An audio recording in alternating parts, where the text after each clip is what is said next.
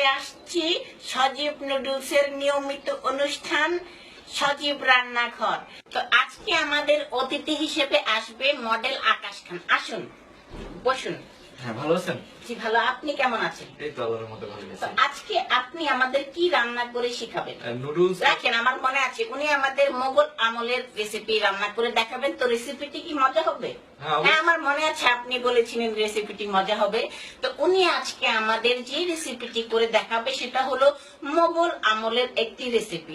মোগলরা সজীব noodles দিয়ে এই রেসিপিটি রান্নত, যাকে বলা হয় মোগল আমলের সজীব রেসিপির তেহারি। তো চলুন স্টার্ট করি। প্রথমে আমাদের কি করতে হবে?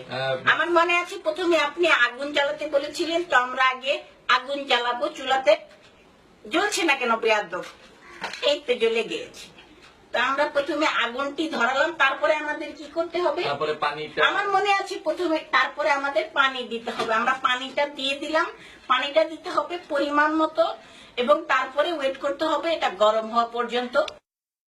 তো এরই মাঝে আমাদের পানিটি গরম হয়ে গিয়েছে। তো আকাশ ভাই, এবার কি করতে হবে? এবার আমাদের যে নুডলসটি নিয়ে আমার মনে আছে আপনি দিতে বলেছিলেন। আপনি আমাকে দেন, আমি করে দিচ্ছি। আমার মনে আছে তো, আমার তো আমি পারবো তো। আমার অনুষ্ঠানে এসে বেয়াদবি করছে, বেয়াদব কথাটা। তো আমার মনে আছে উনি বলেছিলেন এই নুডলসটি দিতে হবে। তো এটা কি আমাদের ছিটতে হবে? ছিটছে না কেন? এই বেয়াদব ছিল, ছিটছে না কেন? এখন আমার মনে আছে উনি বলেছিল, বেয়াদব, উনি বলেছিল এটা দিতে হবে। আমরা এখন এটা দিব পরিমাণ মতো। এই যে আমরা দিয়ে দিচ্ছি এটা।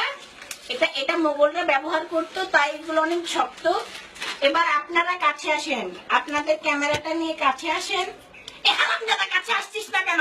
কাছে আয়, কাছে আয়, দেখা এটা দেখা। দেখেছি, যা এবার জায়গা মতো যা। এই ছেলে, এই চোখে মেরেছিলাম। এখন কি করতে হবে কিছু মনে আছে? Good boy, good boy. তো এখন আমার মনে আছে উনি বলেছিলেন এগুলো নামাতে হবে। এই তোর নাম না, এই তোর নামছিস না কেন? নাম। নেমে গেছে। এবার আমার মনে আছে উনি বলেছিলেন এগুলো একটু নাড়তে হবে। তো আমরা এখন নাড়বো এগুলো।